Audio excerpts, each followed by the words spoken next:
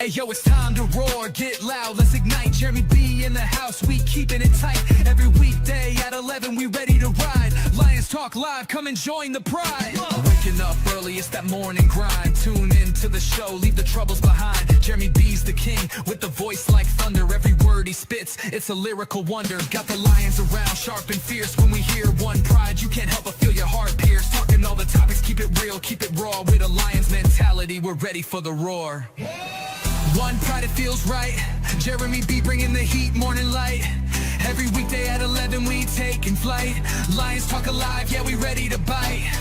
One pride, hear us loud. Jeremy's in the zone, making us proud.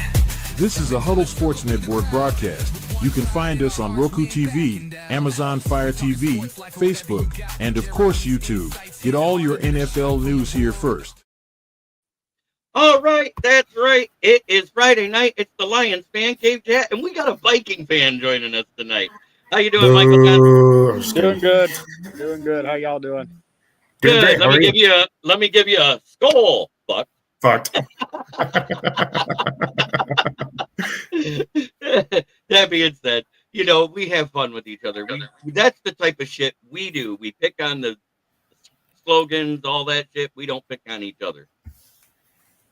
But we saw a big trade happen yesterday, and I see a lot of Lions fans crying about it, but they're not getting into the deep dive of the stats. You know how I roll. When I looked at this, I was like, okay, they're giving up their biggest run stuffer and a guy that plays like a god every time he plays versus Detroit, Kenny Clark. He's the biggest reason why big runs don't happen up the middle of that defensive line when he's in the game. And I understand the last couple of years he's dealt with some injuries, and I know availability is the best ability. But at the same time, when he's in, he controls the center of that line. So, and Micah Parsons only has a 35% success rate versus the run, period, in his career. Not just a little sample size. I'm talking his entire career. He still does the same mistake. They moved him from linebacker year one to defensive end to stop him from being out in space versus running back. Remember that? Yep. They moved him back to linebacker because they finally had some decent defensive ends, and he's getting cooked. I remember that game when the Decker reported play that cost us the game happened. Gibbs had like 3 big runs in the first half on Micah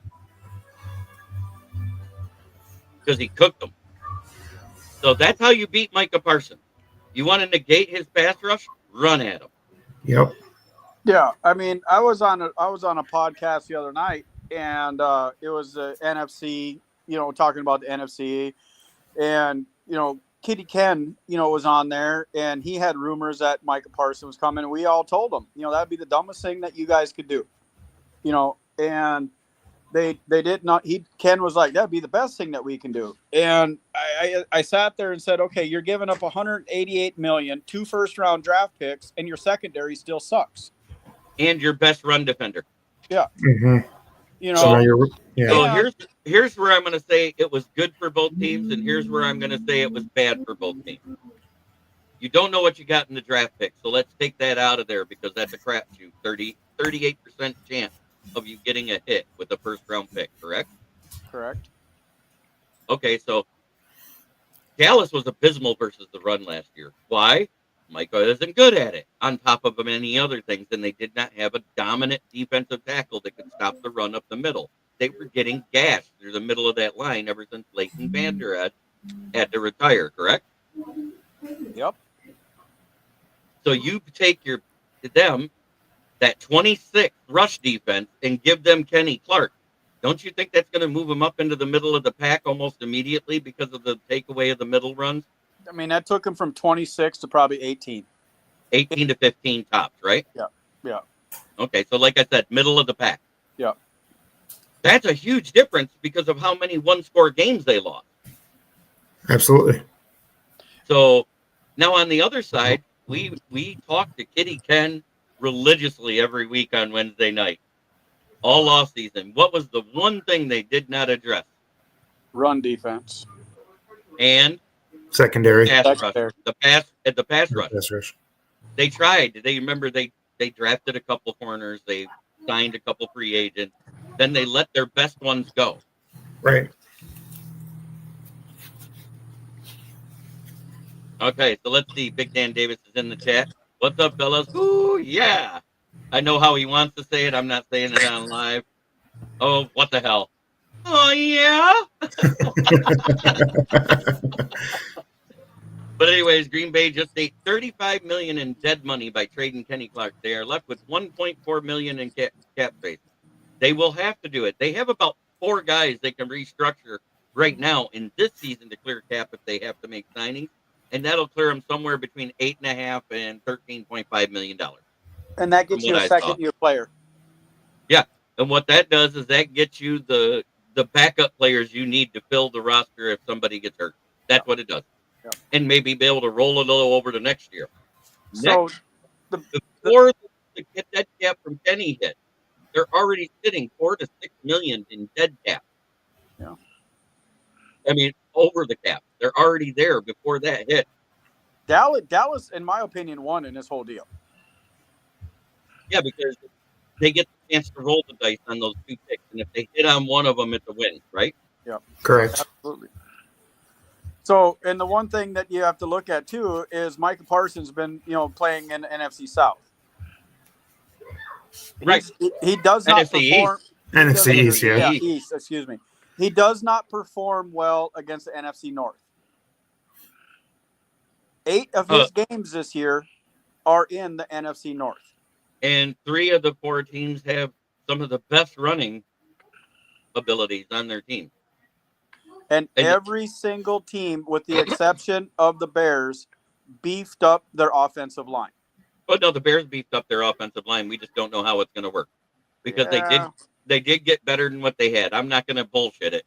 No, they did, but not to the magnitude that the Lions, the Vikings, and the Packers did. You know? No. So, But at the same time, people talk about, Detroit lost their 2 coordinators. They lost their all-pro center. What are they going to do? I remember a certain team that did the same goddamn thing last year, and what ended up happening? We were 14-2. No. Even a different team than that, outside the division. The Eagles. Jason Kelsey retired. All-pro center. Oh, what's that second-year guy going to do starting in the place of Jason Kelsey? How are they going to win with a new offensive coordinator and a new defensive coordinator? What did they do? They won the fucking Super Bowl. They won the Super Bowl. So I don't know. I'm not as scared about what happened with Detroit as a lot of fans are, because I went to the biggest thing.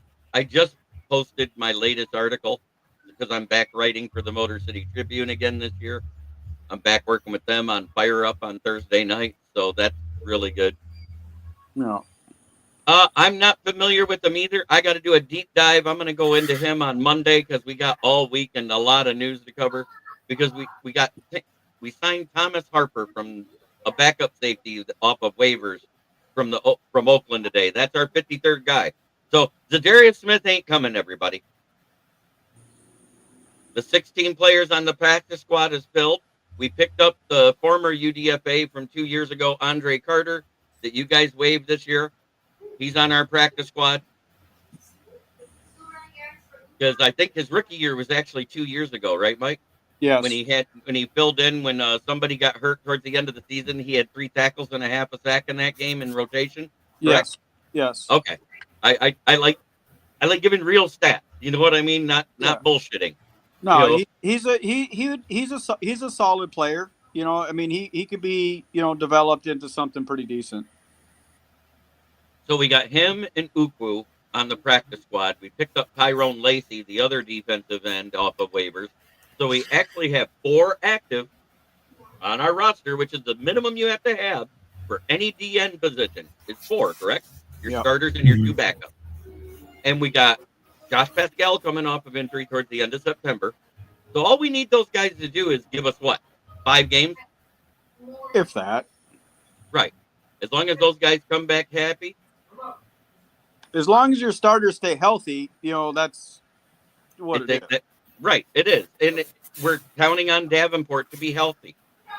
And reports are, and I know you hate him because of what he did to Minnesota with you guys, but he actually came out this year and he's looked good, not just versus Dan Skipper. They rotated him around this year to both sides, and he actually owned Sewell a couple of days in camp, and that's surprising. And a guy his age shouldn't own Panay Sewell. So, and then of course we got Aiden Hutchinson, and we saw how he looked in the tapes from the joint practices. He looked like the Aiden of. He looks better than he did last year. Yeah, he's coming back They put all full that vengeance. They put all that bioengineered blood in him, so now he's like Iron Man with Superman. He's got a bio leg. Yeah. He's I'm bionic going to man. send somebody a link, and hopefully they can get in because he wanted to talk some football tonight.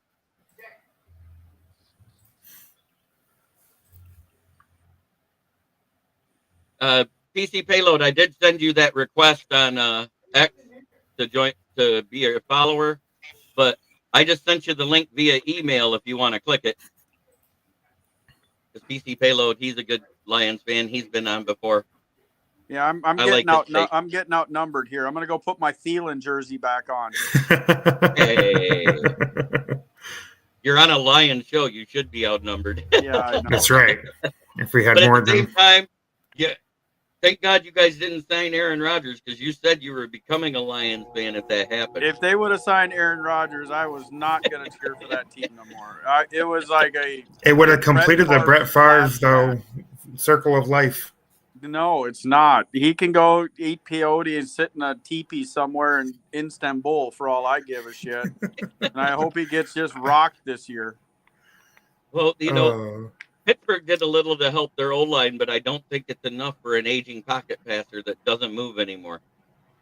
The dude's a Will he dinosaur. play more than 5 snaps like his first year in New York?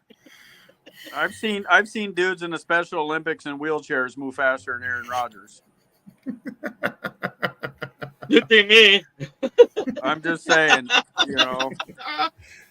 Yeah, I went there. It's just hanging on to glory. It is all it is. He should have retired. I mean, He should have retired 2 years ago. He's got enough money. He's invested well. He's not stupid. He's just one last hoorah, but the one last hoorah is not going to turn out like it is. And here is the sad thing. He's going into a division where the only team that's a cupcake is the Browns. And I don't even think the Browns are going to be a cupcake team this year. No, their offense sucks. I think they will be. Oh, look at this. And we got him. DC Payload, welcome to the show, sir. What's up, guys? What's going Long on? time no see. I was doing a deep dive into the You hear me all right? thing. Yeah, we hear you just fine. Can you hear us? We can hear you. Okay, there we go. Yoli comes in. Let me give her little music here.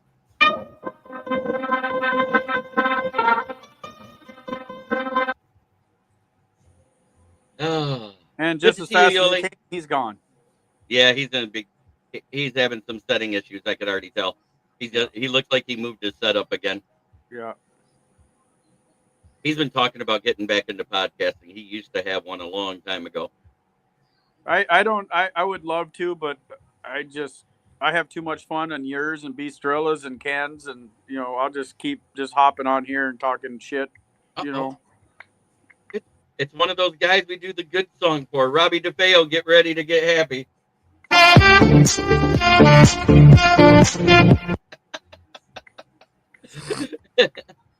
All right, JB. Before I hop off here and let you Lions fans have your pride of Den. Hey, I think Thielen was a good move for the Minnesota Vikings because of the injury to Naylor, because of Addison's suspension, and the fact that Jetta's still got a hamstring injury, and you don't know if he's going to start this week or not. But you were high on Amari Cooper, OBJ over Thielen. No, because they were free agents, not having to give up draft capital. That was the only reason why, is what I said. We didn't lose anything, though. We basically lost a fourth, but we gave 6 and a 7. Right, I know. But I was saying do not use draft capital because you guys just had a draft where you had 4 picks. Yeah, I was saying I would pick up a free agent over trading for somebody is what I was saying. I think now we have 12 picks. Yeah, you still have 12 picks. So I'm stoked about it. We picked up. He was on our team a couple years ago. Another safety or a cornerback. I can't remember his name. Irrelevant, not important, But the one we got from Philadelphia is really surprising me. He really looked good in preseason ball. Oh, was he a UDFA for the Philly? No. He was a starter for Philly last couple of years. Oh yeah, and then because they moved Cooper DeJean to corner, they let him go. Yeah. So good luck. Like the only thing I can say is I still think cornerback is the weakest room overall for the Vikings compared to the rest of your roster. Is what I'm saying. Yeah. And I'm saying talent-wise and everything else, your safeties are good. I'm not knocking your safeties like a lot of people do because Harrison Smith is still more than just serviceable. Yeah, but he's Josh out with a personal health issue. I think he got a vasectomy. Oh, boy. That's always fun. I think that's what happened because they're not disclosing it. And it's a non-football thing. It's a personal health issue. Oh, God. Or a hernia type thing, like a natural hernia that you get at that age. Yeah. And we all know what I'm talking about. Yeah. So if it's a vasectomy, is that going to take away his ruthless aggression because the testosterone's gone? Oh no, he hung out with Aaron Rodgers. They went to the same medicine man, and so he's good. Okay, just checking. Yeah, I had to say that. It's vasectomy. So hey, fellas, I'm gonna hop off here and cook. It's my wife's birthday weekend. Jeremy, I know you're friends happy with birthday to your wife. Wish her a happy birthday. We've had a rough year, so we're gonna celebrate her all weekend long. And again, prayers for her recovery. Absolutely. Yes. Appreciate you guys. Hey, love you, brother. Love you too, man. I'm looking forward to another awesome year in NFC North. We're gonna say Skol to all of your Lions fans listening and watching. It's gonna be Detroit, Minnesota at the top again. Caleb Williams is in midseason form. Can't even hit the net, and the Packers suck. There's your Skol from us. I appreciate it. It wouldn't be a show if I didn't get it at least twice in a night, So, all right. You like that one better, don't you, there, PC? Yeah, I got one for you too. I drew it up somewhere around here. I remember you drew one up a long time ago, and I said, "Oh, that's perfect. I got an idea now." But yeah, take care of your wife. Tell her I personally said happy birthday, and I will go on Facebook on her birthday and say hi. I know you'll post it, and I'll see it, and I'll make a comment. Oh, absolutely. Yeah, I'm taking her to the Astros and Angels game tomorrow, and taking her to her favorite restaurant in Houston. So we're gonna take off here about 11 o'clock my time, and just spend the day together. No kids, no dogs, no worries, no stress. All right, brother. Great to see you, though. Always. Right. Appreciate you guys. Have a great night. You too, Mike. Yeah, you too. Right, bye. So, PC, what do you know about Thomas Harper, the safety from Oakland we just picked up? Have you done any research yet? I just got the news maybe a couple hours ago. I've been working all day doing stuff. So you're in the same boat I am, where you really don't know who the hell this guy is. Well, let's look him up. Well, I don't know much about him. I'm going to do NFL draft so I get his scouting combine from NFL.com. So he's got a 4.49 speed and a 42-inch vertical. That's good. So he's got a high athletic ceiling. It's saying he'll be an average backup or special teamer. So he's a lot like the other guy we grabbed. He's just a quicker one. His size, it doesn't even 5'10" and 189 doesn't scream knockout safety, but we've seen small guys play bigger than he is. He also plays nickel corner, so this might be so they can keep Avonte Maddox in the safety room and move him into the cornerback room too. And that's it for 53, right? We're done. Yeah, we're done. Yeah, we're done. Darius Smith. But the other one we picked up was the one guy I said could have been a sleeper pick in the draft 2 years ago. Was Andre Carter, the defensive end / linebacker out of the Army. 6'6", 256 pounds. He's a good rotational player. He played one game for Minnesota his rookie year at because he had to come in due to injury, and he had 3 tackles and a half a sack. He had another sack this preseason before he was waived. I don't mind that pickup at all because that's more depth in a room that's more depleted than depends after somebody wore it for 3 days straight.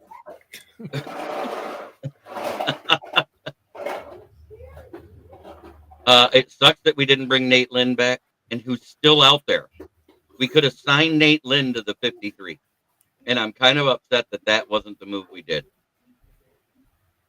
Yeah, I thought he had a pretty good camp, but Brad Holmes has got his new set of standards, so I don't know what that's all about. What's up, J.I.? Long time. J.I., when you jumped in, PC was going through some business changes and everything else, and his Twitter got hacked, so he wasn't seeing my messages about being on. So he's back. I'm trying. It's starting to slow down a little bit. Summer's busy for me, but starting to slow down now. Yeah, it was either the 22 or the 23 draft. You're absolutely right. I think it was the 23 draft there, Dan, 2 years ago when he came out, the same year that Bryce Young was picked first overall. Oh, we filled the roster now. The roster's filled. We picked up a waiver safety, Thomas Harper. He's 5'10 and 189 pounds. He also plays nickel corner, and this might be to be able to keep Avante Maddox with Rock Ya-Sin as our main backup. You're going to see a lot of rotation of guys. Because remember, what is it? Is it 6 players or 7 players that they keep on the roster from the practice squad that they rotate in weekly? Isn't it 7? I think it's 7. Either 6 or 7. Either way. There goes your theory. I think it's still do a trade. She's doing good, J.I. Thank you. She just turned 7 months today. Yeah, that's right. It was 7 months ago today. Yep. And tomorrow is a special day for my family.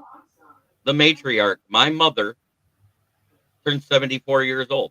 Oh, happy birthday to her. That's His awesome. mom and my mom are the same age. 1951, right? Mm-hmm. That's right. Oh, my no. baby had an epic babble. Yes, I loved it. Hey, my dad is 76, J.I. He was born in 49. So is my stepdad, which is weird that she picked a guy that was born the same year as her first husband, and that was her third. So the video was ultra cute, and I could hear his wife behind the camera go, "Say dada, say dada." All of a sudden, he opens his mouth and projectile vomit comes out. It was great. That's funny. But I do got some rookie stats on Thomas Harper, if you guys want to hear them. Yes. So rookie stats, he played in 15 games, 5 of which he was the starter. He's got 26 tackles, 1 interception, 2 passes deflected, and a half sack. Wow. So he was actually a blitzer. That was probably when they moved him more in the box because he is a nickel guy. You know what I'm saying? Because nickel guys that can play safety get moved back and forth like that, and they get used in that Viper role. And he also had approximately 264 snaps across like different units. So he also like played a role in the Raiders special teams as well. Nope. The wall's always been gray. I've been on here when I have a virtual background sometimes. But we painted this when we moved in here about almost 3 years ago. Time to go bald. I can do that. Hey. For the most part. Yeah, look at that. Yeah, I last week on Thursday, not this past one, the one before, I went and I had extra money and I said, screw it. And I got myself pampered at a salon. I didn't care. I can get you over. I got some Conair clippers, dude. I do it for free. I do it all the time for free. I've been doing it for free for 9 years. I figured it was time. Got to get that mani-pedi, dude. No, I needed a girl with really big brains to take care of my hair and face for me. Big brains, exactly. Austin has a ton of hair. He's young. Compared to these two, yeah. How many big brains does she have? She had enough for 3. Oh, so it's kind of like total recall amount, right? Yeah, yeah. In the same proportions. Like if you took those 3 and made them into one. That third boob in total recall did not look right. No, it didn't. Mm-mm. Thank you, J.I. I'm aware that I have a usually large head.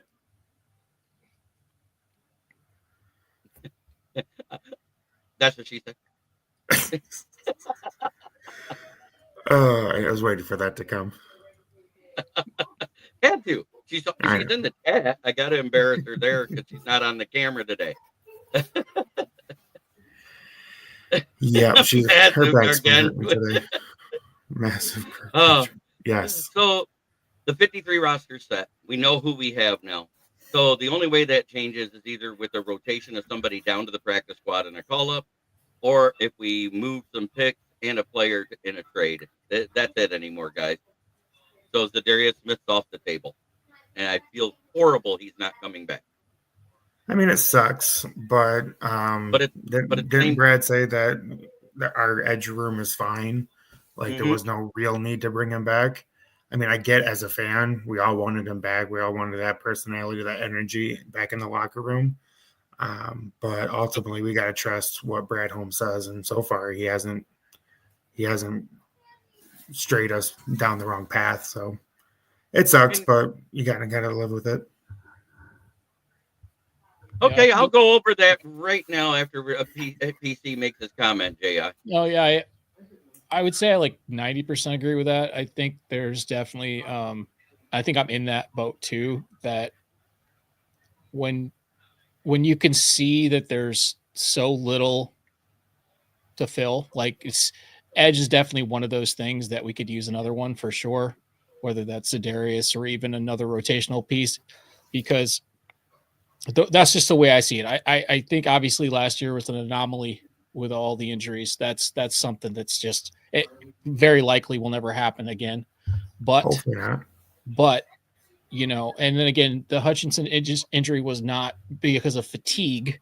No, it was a freak. It was a freak accident. So, but at the same time, saying that, you know, you don't want to put him. You don't want to burn him out because he's the only guy getting to the quarterback. You got to have people that are capable of doing that as well.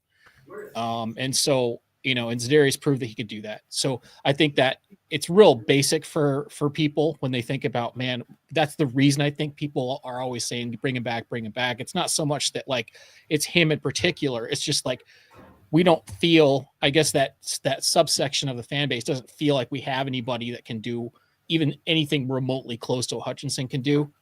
It's a half a sack here, a couple sacks here. So I think honestly, that's really what it comes down to. Which game was it? I think it was like his third or fourth in when Zadarius broke out. He had like 2 or 3 sacks or 2.5 sacks. It was something like that. Which game was that? His second game? I know it wasn't. I know it wasn't versus the Bears. He did get his first sack versus the Bears on. I can see one of the sacks, and I can't remember. Yeah, wasn't it the Packers game right after that? At Ford Field, and he was a big reason on why we won. Was that the game he had 2 sacks or 3 sacks? Well, he had a critical sack down in negative territory. I can't remember who it was on, but I can see it. I mean, I can see the celebration of it. And then the one in Minnesota in Week 18 too. That was huge. That's the one you're thinking when they were on the other end of the field, and yeah. I just think I think that's super important to have that, and whether that comes from rotating guys in and out, whether that's Davenport staying healthy. You know, I don't care who it is. I don't care what his name is. I don't care if he's purple, black, white, red, blue, whatever. I don't care. That doesn't matter. I don't think most fans don't care about any of the, I don't know, the high care. You know, it's they don't care about they care about production. That's what they care about, period. And I haven't really seen that out of anybody else we have. I mean, you know, there's people in there that, like Mohammed had a good camp. It's possible he could maybe have 2-3 sacks a season. And according to what Brad said Wednesday after the report about putting Hassanin onto the injured settlement, he has 4 weeks. No one can touch him, including this week. So in 3 more weeks, we're able to bring him back now. Yeah, I think and that's a sign him. handshake deal. I think that Yeah, if so he said he will be back. He didn't say he might be. He said he will be back because we did the settlement. We're the first ones that get a chance to talk to him in that deal. yeah, and they gave him some money too for the injury settlement, so it's not like Right. he's out. He's got loyalty to the team. He that kid seems like the ultimate like loyal player. If you ever just watch his interviews and pay any attention to him at all, he seems like if you're willing to give him a shot, he will stay loyal. So I don't think he'd even want to go anywhere else, to be quite honest. I think he's pretty comfortable where he's at. Yep, exactly. The thing that I saw is how much he loved Dan Campbell every interview. Whenever they asked him about how Coach Campbell is, he gushed about it. It was like a man crush. You know what I'm saying? It was weird. Yeah, and he's already started to establish himself here. Not just, got to think of these, they're kids to us, right? Right. I'm not sure how, Austin, I'm not sure how old you are, but these guys are kids to me. They're half my age. And yeah, I'm 29, so if not less than that. So, I look at these guys and I try to reflect on my life back then, and just like the idea of getting established and and then all of a sudden you have an injury, and then you're like, well, I already kind of, my family's moving over this way. It's like, it's so much to do for a kid that age. He's just trying to keep his head above water. So I have no doubts he'll stick around. And yes, the injury settlement in the CBA was automatically set. You get 50% if you're given an injury settlement on a rookie contract from a drafted deal. So he got his 50%. And if he signs back at the league minimum, he's actually making more than his 7th round pick. It's more money than that kid's ever seen his whole life. And that, right. Remind ourselves that these kids are making insane amounts of money, even when they have injury settlements. So, right. Yeah. So his salary was like 1.1 or just under 1 million, and he got half of that. Oh, it was 890,000 is what his salary was. So he just got half of that handed to him. Say, here you go. You don't have to wait for a game check. If somebody handed me $500,000, if you just want to hang around for a few weeks, we'll fill you in. All right, cool. So I don't have to do anything. No, just hang out. Just hang out, get healthy, and come back. Right. Work out with our trainers. We're going to give you rehab specialists. So in order for that to happen, they had to know immediately that it was a grade 1 tear, which means a 4 to 6 week recovery time.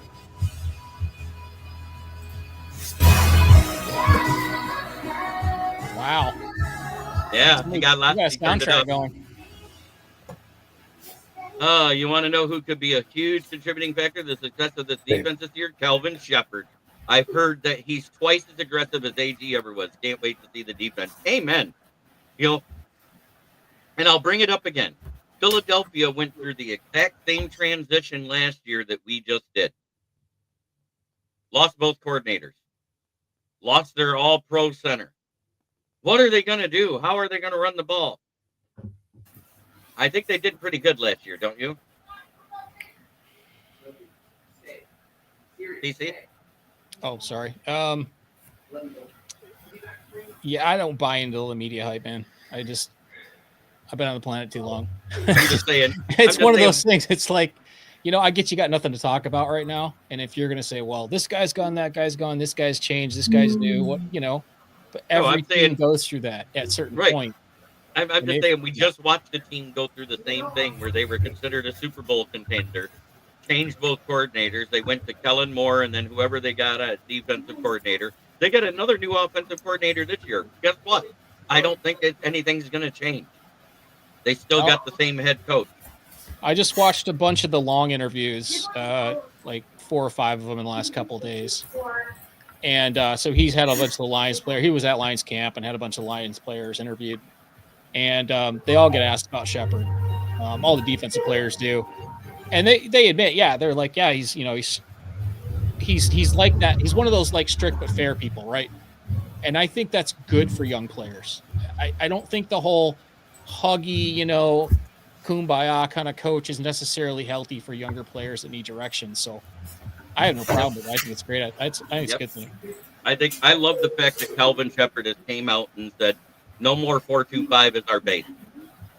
The first thing he said, we're going to be a 4-3/3-4 defense, a hybrid defense. In other words, it's a defense that's going to look at what they're facing and whichever defense works best is what he's going to run. Yeah, he's going to blitz linebackers more than AG did. I'd say twice as much. Yeah, we've already seen it in the preseason with the vanilla playbook, how much more he's blitzing. I'm not saying that they got home because we're talking about backup players versus some teams that had starters on the field. Let's not sugarcoat it.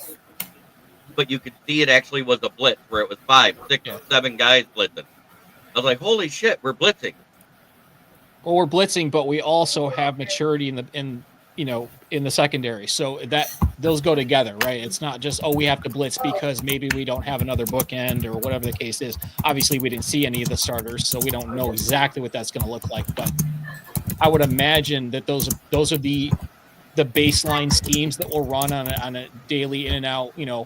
Every other play will probably be something we saw in preseason, but they're going to mix in all of the more complex plays that we haven't seen too. So it should be really interesting. Right. And I love this, Big Dad David. Calvin Shepard will even use a QB spy. AG was allergic to that. I think we've seen him use it 3 times, and out of those 3 times, twice it was successful. And one of the times was when James Houston shit himself. Getting his only sack in his only game that year. Come on, I don't care what he says. He's sad in orange. Didn't Dallas sign him? Houston? Yeah, Dallas signed him to the 53. Oh, he did? Yeah. They kind of had to, if you think about it, because they knew they were trading Parsons. I don't think Jerry Jones knew what he was doing. Did you see that press conference? He babbled for like 8.5 minutes before he even got to a single point. That dude needs to take his billions of dollars and just give it to somebody else to take the reins.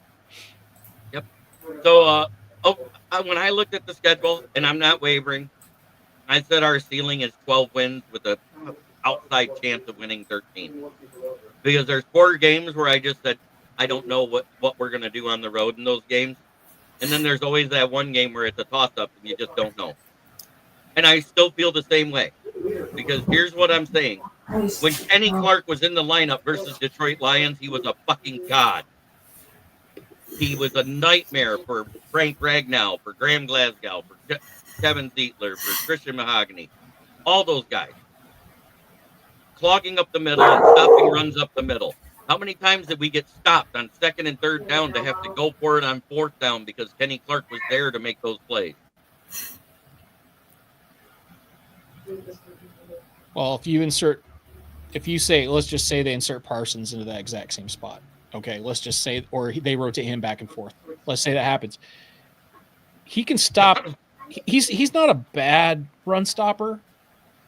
35% success rate in his career.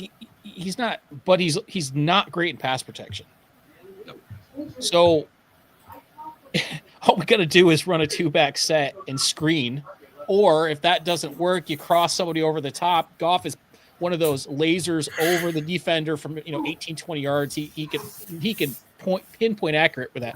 So honestly, we have the perfect offense to that defense, even with Parsons. It doesn't.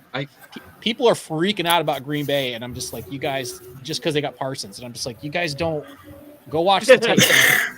Like, take a deep breath. Everything's fine. I'm not saying spend all day watching tape. I'm just saying sit down with your coffee and watch 15 minutes of tape. Go watch that Dallas game when Decker reported when we should have won the game on the 2-point conversion to take the lead. And go watch what Gibbs did to Micah Parsons. Yeah, I'd like to remind people what we did to Dallas last time we played them. Oh, yeah, but he wasn't in the game. Playing that game. He wasn't playing in that game, but yeah, we demolished him. That is true. Yeah, we killed him. But it's one guy. Yeah, it's one guy. One guy does not make or break the team. But here's where I'm going to say that this trade was perfect for both teams, whether anybody wants to believe it or not. Dallas was abysmal. 26th in the league versus the rush last year. 26th. That's with Parsons on the roster. Packers were top 10 with Kenny Clark on the roster. You can't tell me that they didn't get worse on rush defense and better on pass rush. Mm-hmm. And Dallas didn't get better on rush defense and worse on pass rush. And what they had to give up to get him. Right. If they don't hit if they don't hit on Parsons, I mean, if they don't really bank on him productively, they better hit on their first round or the 2 first round picks that they gave up. They better hit on their later picks because they got nothing. They're going to have to trade up and get rid of one way or another. They're going to lose capital. There's no question. They already lost capital. That's not even, but as far as drafting, they haven't been that great in drafts in the last few years. They really haven't. So now they're going to have to hit on later picks or work their way back up, or even make some more finagling. I mean, they really mortgaged a lot to get him. A lot. Yeah. 2 first rounds, 26 and 27. Plus Kenny Clark. Nuts, man. A top 15 run stuffing D tackle. Notice I didn't say top 10. I didn't say top 5. I said top 15. Top 15 is good in this fucking league. I'm just so glad we don't have a GM that will do that. And I'm in the camp. I'm one of those people that's like, just let's sign Z. Come on, let's do this. Let's get it done. I'm one of those people. But I'm so glad that Holmes is not that guy that mortgages the future of our team for the next 2 years for one guy that may or may not work out. That's why I'm glad we didn't, go insane and go after some big name. I'm kind of in the middle. Like I obviously I want another pass rusher, no question. Right. But and not somebody's going to break us for the next 2 years. Okay, how many yards, touchdowns do you predict for Isaac Tesla as wide receiver 3? Yes, we did trade away Tim Patrick this week. And I said when we drafted Tesla, you watch, he'll be the wide receiver 3 to start the season. I said it the day we drafted him because I looked at his game film. It had nothing to do with who we had on the roster. It was the potential that I saw in how the kid played that last year at Arkansas. I think he's probably going to be a lot like, Tim Patrick, Josh Reynolds, and a few others that we've had in the third slot the last 4 years with Goff. He's going to be between 35 and 50 catches, between 500 and 700 yards, and probably at most 5 touchdowns. That's funny. I just typed that and entered that right when you said it. I'd already typed it, but I clicked enter before you said it, so we're on the same page. Yeah, so that's where I'm at.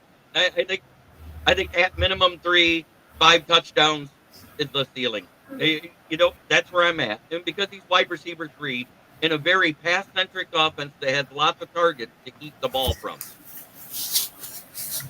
Yeah, I think that kid would be ecstatic with 4 touchdowns. That would be a great rookie season for him.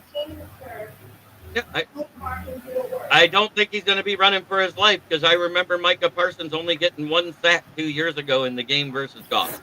Tesla's going to be mauling people blocking with his size. They're going to set him up to block for everybody else, and he's going to love doing it. He's got no problem with that. And he's 21 years old? He came out as a junior, right? Turning 22 here shortly, if I remember right. He's either 21 or 22. Anyways, over the next year, working out with this team and the way they do carb loading and everything else with their workouts, he's going to put on another 10 pounds. Imagine him 6'4" and 226 versus 216. He's 23, by the way, Jimmy. So he had a couple of redshirt years then. One must have been a medical. Yep. Because I know he played 3 seasons. That's why he was a junior. You know what I mean? Is because he was a junior when he came out. I think he may get his degree anyways because he's been in school long enough. But by what they said he was a junior. That's why I went by that for age. But I love what he's done.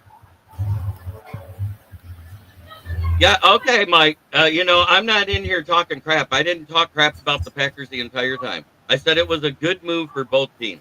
You guys improved your pass rush, but your rushing defense takes a hit because you got rid of your biggest run defender in the middle. You can deny that all you want, but I'm speaking factually. And Dallas Goff doesn't run anyway. And Goff doesn't run anyway. Yeah, it doesn't matter. When he does run, it's totally unexpected and it works. Yeah, it doesn't look right either, so he doesn't really run. What was it I said when you asked me about that first time that Goff had a 15-yard run? He runs like a gazelle being dragged by a lion with a broken leg on the other side. Yeah. Yeah. But if he doesn't have the ball in his hand, it's crazy how fast he is. Because on that end around that JMO broke, the one that was called back for holding, at Green Bay, I think it was JMO's rookie year towards the end of the season. Who was the guy that ran past JMO to throw a block? It was none other than Jared Goff. I was like, why can't he do that with the ball? I think something else that I'm not sure what fan base Michael M is from. I'm assuming it's not Detroit. He's a Packer fan. He's Packers. Okay, but and he probably doesn't pay attention to Lions training camp, so I'll give him a little insight. N.A. Sewell's going up against Aiden Hutchinson on a daily basis, every day. I don't think he's going to have a problem with your guy. Because if you go by PFF right now, just in the NFC North, and this is based off of all their stats since they were rookies, guess who's the number one defensive end in the NFC North right now? Aiden Hutchinson. It's Aiden Hutchinson. Number 2 is Micah Parsons.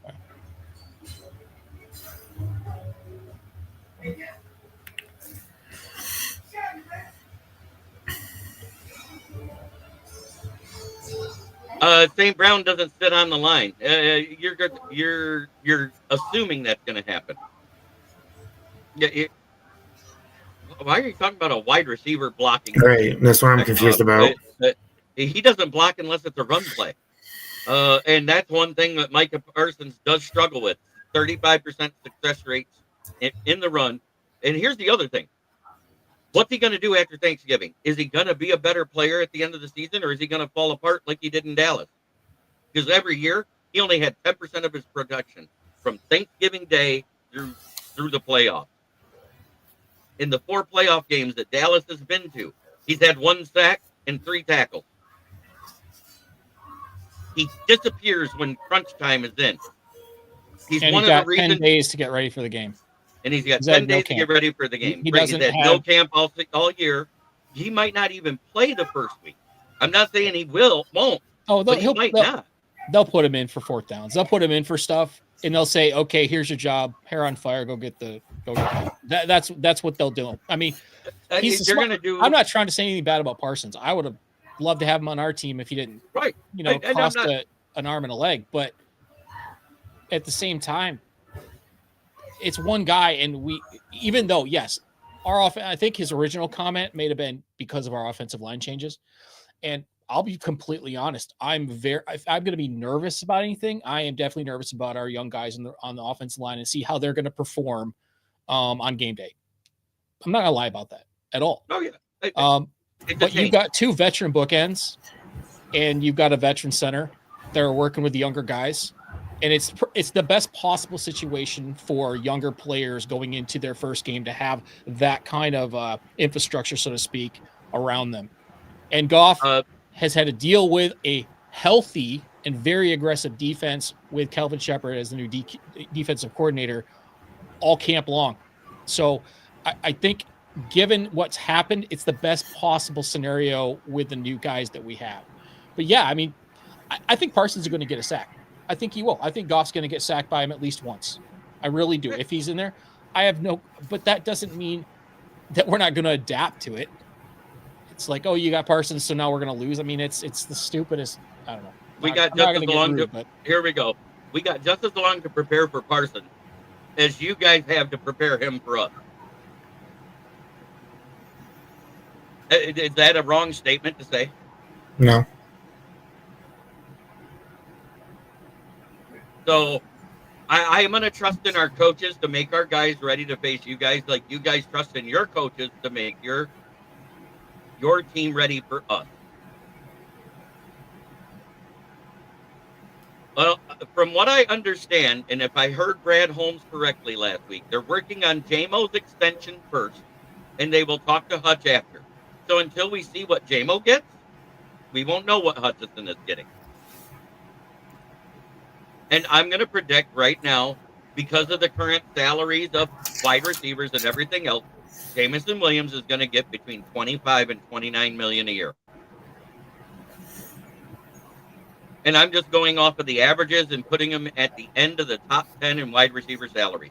That's what I'm doing. And I'm not saying he's a top 10 wide receiver.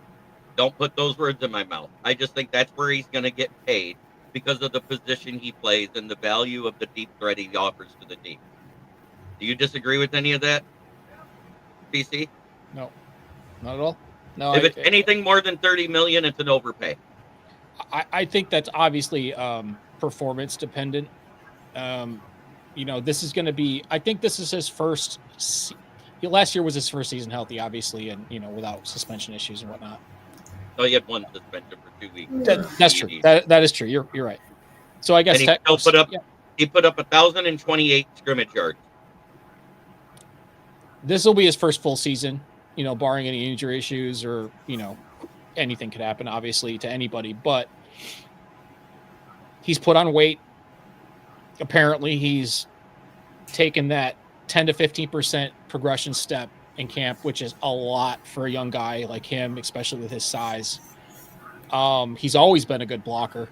He's always been a good, he doesn't give up on plays ever. And he's fast enough to get back into a play if he gets knocked out of it. So, I mean, I think you're dead on with that contract. As long as his production stays on that 10 to 15% uplift from last year, which is to be expected, I think, at this point. Probably even more than that, to be honest. In the fact that Johnny Morton, who was a part, I'll tell you what it did there, Jim Jackson, and here's your music for you, buddy. All right. So, 100%. It makes the division more interesting because it's somebody else that every team in the division has to deal with. Did it improve the talent on their roster? Yes. Did it make them a better team overall? That's in question because of the loss on rush defense. Until we see how they handle the rush defense up the middle, we don't know. Is that a fair enough assessment for you there, TC? Yeah, like I said, I think his first. I don't think he won't play. I think that's probably. I just don't think they're going to spend that kind of money and be in this big of a divisional game without throwing him in there. Right. But I think he's going to look a little bit. I'm not going to say slow. I want to say he'll probably have a couple. Here's my prediction. I think he will get a sack on Goff, and I think he'll have 2 false starts. Or I'm sorry, pardon me, 2 defensive offsides. He's going to be amped up. He's not going to know our scheme because he hasn't had enough time to study for it. He's not going to know everything about Green Bay's scheme because he hasn't had enough time to study for it. But he's a talented freak athlete, so he's going to get his pay. He's going to get his sack, but he's also going to make some mistakes because he's going to be amped up and he's not going to be ready to play. And at least one defensive holding like he gets every game that he was with Dallas. He's going to get that. He's going to be amped up. He'll probably get a hands to the face or something like that, and whatever. Double team him, and number 2, run at him, tire him out, and then he's not as effective in the second half of the game. You go look at his sack numbers. I think it was 60% comes in the first half. So that's a disparity right there if you look at it. And guess what it was? All the teams that run at him, he doesn't have any in the second half because he gets tired out, he gets wore out, and he gets rotated out more. So that is the recipe for defeating Micah Parsons overall and for a game is run at him often. Yeah, adrenaline can only take you so far, right? I mean, for any human being, I don't care how good of shape you're in or whatever, adrenaline and the excitement can only take you so far, and then things settle in and it's another football game. This Goal for Life says he's not in a dome now. He's got to get used to the cold. That's the other thing that you got to talk about. Yeah, that's what I was going to say. Yeah, because look at his games with Dallas in cold weather games. When he was in Washington and in Philly towards the end of the year playing against those teams on the road, he didn't have good games because the cold affects him. I'm not saying that No.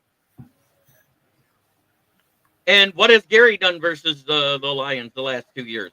Not much, because you guys haven't won a game. I'm just saying.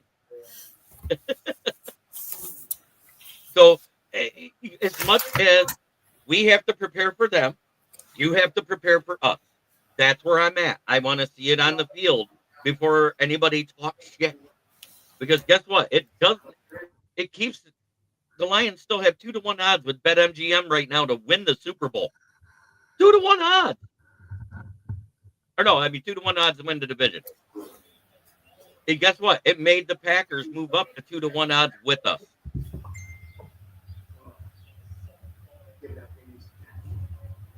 Amen, Skull for life. That's what I've been saying. This division is a crapshoot. I think all 4 teams could go 3-3, and it depends on what we do outside of our division to decide who's the winner.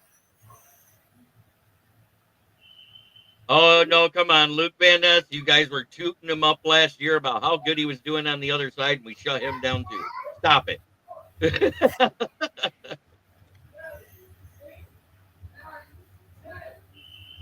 Like I said, because of the $34 million in dead cap, and Dan even brought it up too, they now have $1.4 million left in salary cap for the season.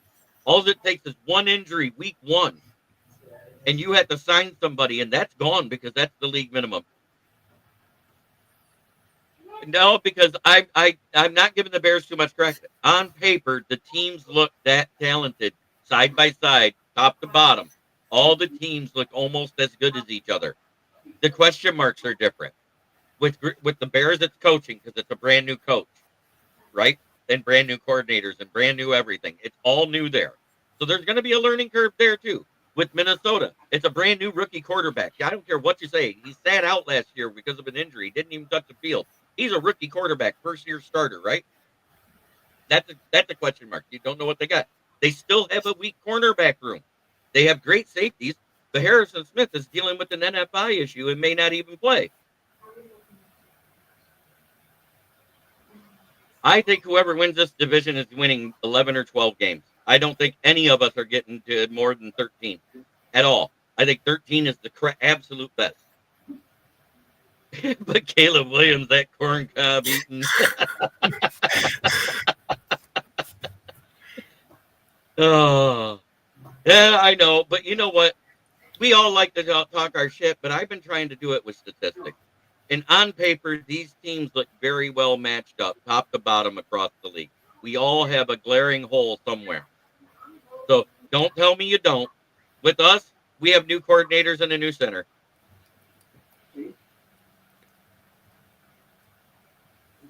Hey, I know. I hear you. $47 million a year for one guy. Yeah, well. Dan Davis wants me to show the picture. Due. I see it now. He wants to see the picture, which means I got to play the music with it.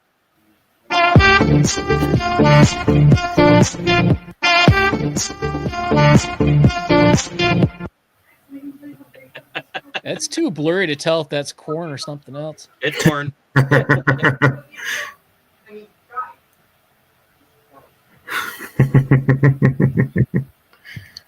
I hear you, Paul Jones, 100%.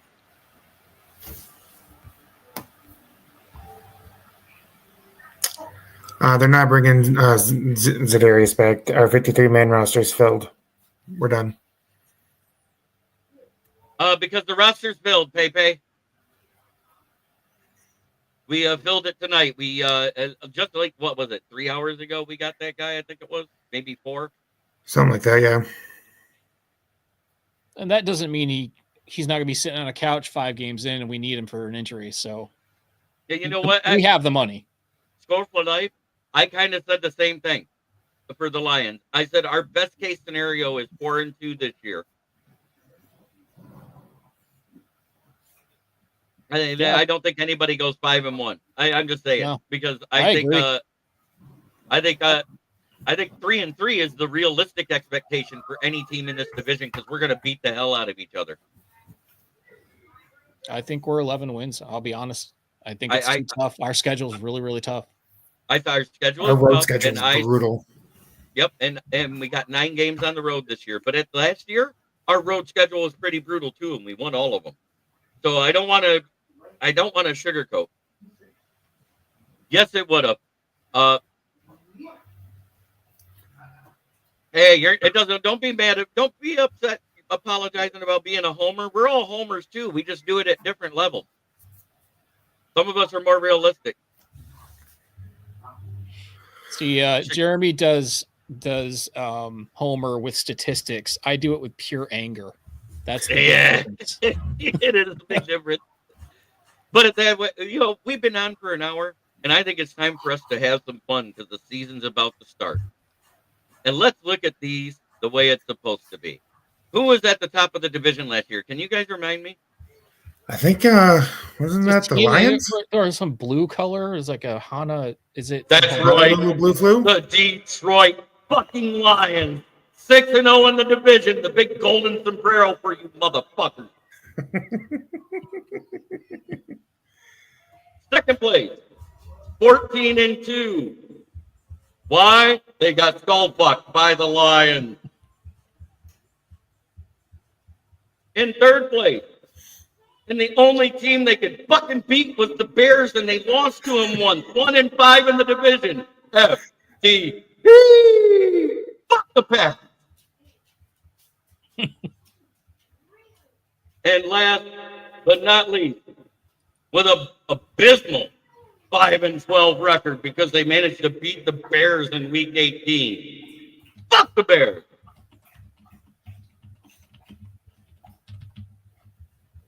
Michael, who are the Packers beating in the playoffs in the last you guys 5 years? They beat Dallas. Everybody that beats Dallas in the playoffs, they're the redheaded stepchild since they won their last Super Bowl.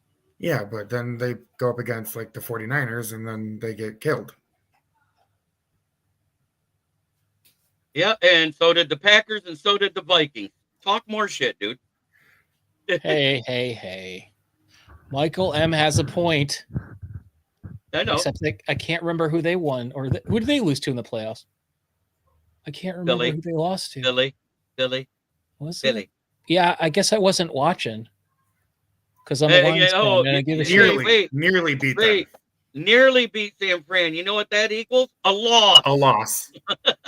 The same team we lost to, barely. The same team we lost to barely that year. Remember? We made it further than you. Again. We accidentally made it further than you. Why? We were number one in the whole fucking league. We had the bye week. You see, Michael, this is what happens when you've been repressed for like half a century. So you're just going to have to deal with it now. I'm sorry. It's just, you were born in the wrong time. It all kind of, all the nucleus. I actually, Mike M. I'm going to say it. I met Mike M. personally because he's a truck driver. He delivered a truck here in Flint, and I went and saw him one night because he's been in the area, and he's a great guy. He just loves talking shit. He's a shit talker. He's from the Huddle Sports Network. What do you expect? He's from the Packer-centric. I'm so happy because we constantly beat the crap out of their team that no matter what he says, I'm going to be happy. You want to know what the funny thing is? The worst team in the division has the best record versus the Lions over the last 4 years. They're the only team at 500. The Chicago Bears at 3-3. And guess what? All three of those games that they won was with Justin Fields. Isn't he working at like Burger King? He's the starting quarterback for the New York Jets. So yeah, Burger King's coming. Yeah, Burger King. That's what I meant. With Aaron Glenn as his coach. Come on, that's an insult to Burger King. Amen, Jim. Because you know what? When you spend all your money like that, this is how cap hell starts. And I'm gonna be realistic about it. Cap hell starts when you spend all but a little bit of money, and all of a sudden you get some of your star players injured, and you got to sign backup. And each one puts you a little bit more behind the cap, and you end up restructuring somebody to make the money. And that's what happens. You're not going to get anybody to sign a $1 deal for a year in the NFL.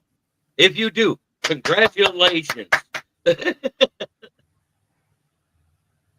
So, pray to God pray to the health gods that nothing happens to the Pack like what happened to Detroit last year. Hell, you guys even had like 9 guys on the IR at the end of the season last year. What is the percentage possibility that Michael M delivers cheese? A lot right say now. It's like 15.5% at least. I mean, that's pretty high considering all the possibilities that you can deliver in a truck. I'm going to say 15 to 20%. Yeah. If Mike, can you come back on that? Is it Gouda or Swiss? maybe a nice creamy Havarti. I'm not sure. I don't run Reaper. But hey, I'm going to say this because we did our little thing that I do for fun.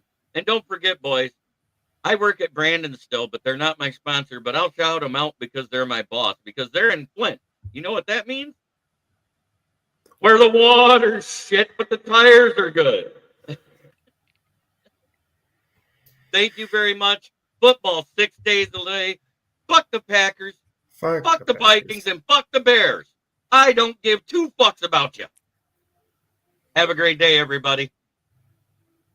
Stick around after for a second, PC. Yeah, yo, it's game time, ain't no messing around. Huddle Sports Network, the best in town. From NFL rumors to the latest trends, we got all your sports, just tune in, my friends. Catch us on Roku, Fire Stick, take your pick. Facebook, YouTube, where the action's slick. Daily shows that drop like a bomb. From 10 to 11, it's Ken and Ken, stay calm. Huddle up, catch the vibe, feel the rush. Get your news, get your fills in the clutch. Over 27 podcasts, we breaking it down. Join the team, Huddle Sports, wear the crown. Live every weekday, it's how we roll. Lions Talk with Jeremy B, we taking a stroll. From 11 to 12, don't miss a beat. We break down the game, make the info sweet. The Daily Huddle Podcast, noon to 1. CST Zone, we're just having fun. Toss your doubts, we bring the facts. Tune into the Huddle.